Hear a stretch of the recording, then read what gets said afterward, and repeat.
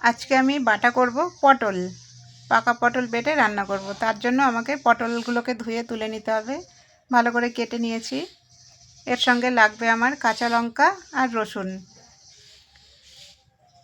এবার দেখো আমি রসুন আর লঙ্কাটাকে বেটে সরিয়ে নিলাম, তারপর এক এক করে পটলগুলোকে বেটে নিলাম।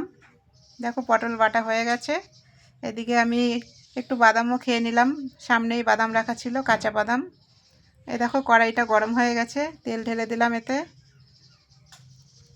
এবার এর মধ্যে দিয়ে দেব কালো জিরে, তারপর দিয়ে দেব আমি কাঁচা লঙ্কা আর রসুন বাটা। এগুলো একটু লাল লাল করে ভাজা হয়ে গেলে দিয়ে দেব আমি পটল বাটা। পটল বাটাটা দিয়ে ভালো করে নাড়া দেব।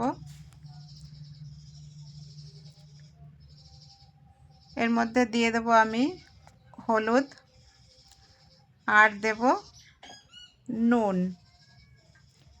এবার আমি ভালো করে নাড়াচাড়া করতে থাকবো, যতক্ষণ তেল না ছাড়বে এর গায়ের থেকে ততক্ষণ আমি ভালো করে নাড়াচাড়া করে কষিয়ে নেব। এ দেখো পটল বাটার গায়ের থেকে তেল ছেড়ে দিয়েছে, তার মানে আমার রান্নাটা কমপ্লিট। ভালো করে দেখো।